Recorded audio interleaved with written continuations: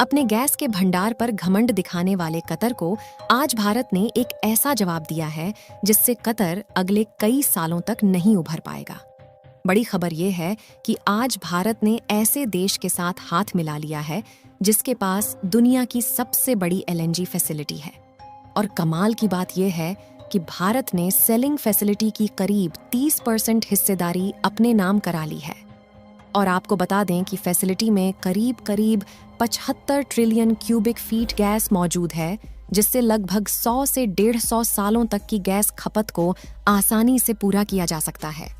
और आप इसी बात से अंदाजा लगा सकते हैं किसका कितना बड़ा और बुरा इम्पैक्ट कतर के ऊपर पड़ने वाला है, जो कि आज भारत की करीब 48% गैस अकेले एक्सपोर्ट करता है। वहीं कतर की टेंशन को और ज्यादा बढ़ाने के लिए भारत अपने इस नए पार्टनर के प्रोजेक्ट में करीब $20 बिलियन की फंडिंग को और ज्यादा बढ़ाने जा रहा है। पूरी डेवलपमेंट क्या है, इस माध्यम से हम आपको समझाने वाले हैं, इसलिए वीडियो के अंत तक अवश्य बने रहे। और साथ ही इस वीडियो को एक लाइक करके चैनल को सब्सक्राइब जरूर कर लीजिए, जिससे और भी नॉलेजेबल वीडियो आपको मिल सके। अगर गैस इंपोर्ट के आंकड़ों के हिसाब से देखा जाए तो आज भारत दुनिया का चौथा सबसे बड़ा नेचुरल गैस इंपोर्टर है।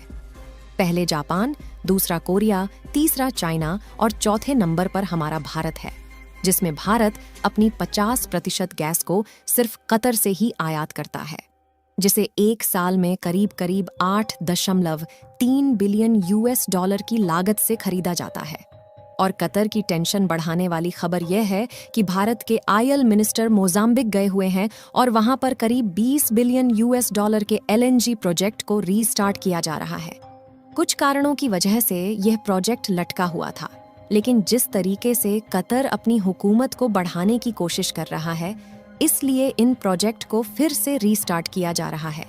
और करेंटली मोजाम्बिक के पास है जो एलएनजी प्रोजेक्ट है, दुनिया का सबसे बड़ा एलएनजी रिजर्व वाला प्रोजेक्ट माना जाता है, जिसमें टोटल एलएनजी के करीब 26% हिस्सेदारी है। मोजाम्बिक की सिर्फ 15%, जापान की 20%, जिसमें भारत की 30% हिस्सेदारी है, और इसमें 3 अलग-अलग कंपनियां शामिल हैं। इस एलएनजी प्रोजेक्ट में एक साल के अंदर करीब 12.8 मिलियन टन गैस का प्रोडक्शन किया जाएगा। इसलिए इसे दुनिया का सबसे बड़ा एलएनजी फैसिलिटी माना जा रहा है, और अभी तो कतर से 48% गैस इंपोर्ट कर रहे हैं। साल 2015-16 की बात की जाए तो भारत करीब 62 से 65% गैस सिर्फ कतर से ही इंपोर्ट कराता था। हालांकि बात करें कतर की तो भारत से इसकी दूरी थोड़ी कम है, इससे यहाँ से जब भारत गैस लेता है तो गैस भारत में जल्दी पहुँच जाती है, और जो रास्ते का फ्यूल खर्च है वह भी कम हो जाता है। लेकिन अब भारत मोजाम्बिक से गैस लेने की शुरुआत करेगा तो वहां का मार्ग थोड़ा लंबा है, लेकिन रास्ता फिर भी सीधा है, क्योंकि बीच में कोई भी आइलैंड और रुकावट नहीं है, जिससे समुद्र के रास्ते से सीधे भारत तक गैस को लाया जा सकता है। और सिर्फ 2 से 3 दिनों के अंदर इस रास्ते के सफर को तय किया जा सकता है, और भारत में 2 से 3 दिनों के अंदर गैस पहुंच जाएगी। इसलिए जो भारत कतर से गैस इंपोर्ट करता है, इसकी डिपेंडेंसी जल्द ही खत्म होने वाली है, और कतर को बहुत बड़ा झटका लगने वाला है। साथ ही कतर को भी अपनी गलती का अंदाजा हो जाएगा कि कतर जो गलतियां कर रहा था उसका नतीजा कैसे उसको भुगतना पड़ रहा है, क्योंकि कतर जैसे ज्यादातर इस्लामिक देशों की जो मुख्य इनकम सोर्स होता है वह तेल और गैस को बेचकर ही आता है। इसीलिए कतर काफी ज्यादा पावरफुल और डेवलपमेंट वाला देश है। लेकिन अगर सारे देश कतर से गैस और तेल को इंपोर्ट करना बंद कर दे तो कतर जल्द ही मिट्टी में मिल जाएगा। लेकिन फिर भी कुछ लोगों का यही मानना है कि हम कतर का कुछ भी नहीं बिगाड़ सकते हैं। जिनका यह मानना है कि हम कतर का कुछ नहीं बिगाड़ सकते हैं, वह आगे की वीडियो को ध्यान से देखें। आज भारत भले ही दुनिया की तुलना में धीमी गति से आगे बढ़ रहा हो, लेकिन भारत ने अपनी एक अलग क्वालिटी की पहचान पूरी दुनिया में छोड़नी शुरू कर दी है। और भारत की इसी क्वालिटी की वजह से कई बार चाइनीज कंपनियों को पीछे हटना पड़ा है और आज एक ऐसी खबर सामने निकल गई है जहां पर भारत की यह क्वालिटी कतर के लिए एक बड़ी परेशानी का कारण बन रही है और कतर ने अपनी करी हुई गलती को सही समय पर नहीं सुधारा तो इसके लिए उन्हें भारत से काफी बड़े नुकसान उठाने पड़ सकते हैं।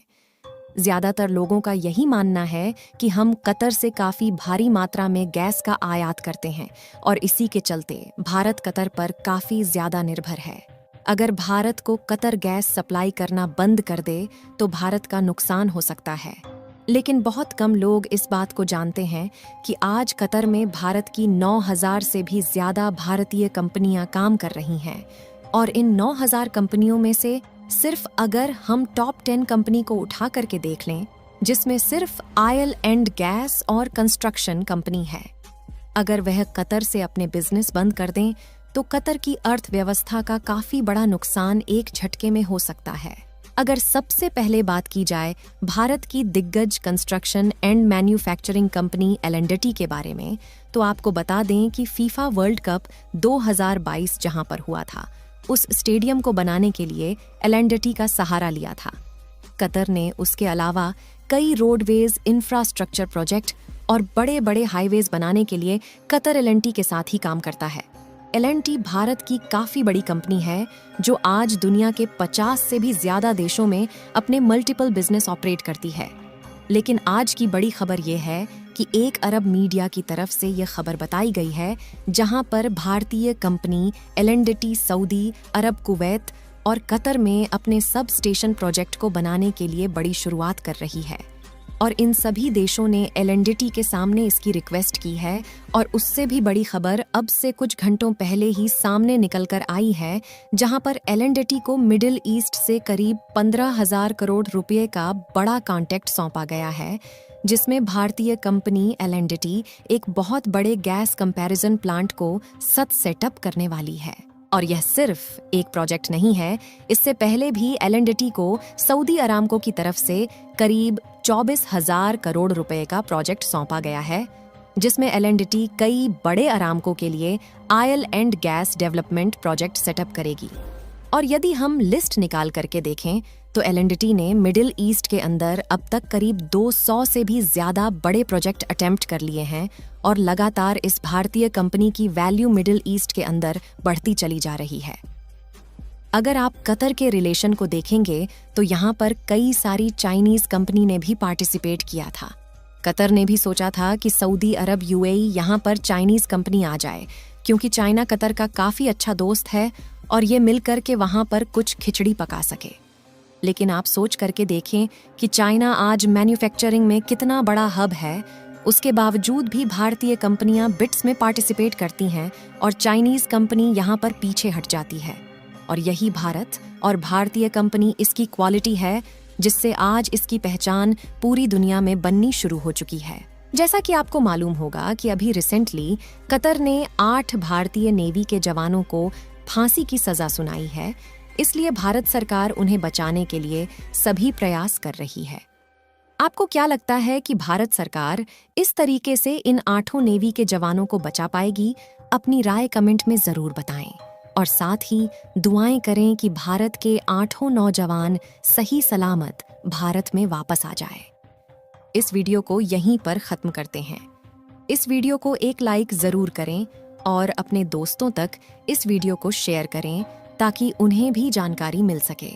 इसी तरह और भी नॉलेजेबल वीडियो देखने के लिए अपने भरोसेमंद चैनल को सब्सक्राइब करके बेल नोटिफिकेशन को ऑल पर जरूर रखें। वीडियो को अंत तक देखने के लिए धन्यवाद।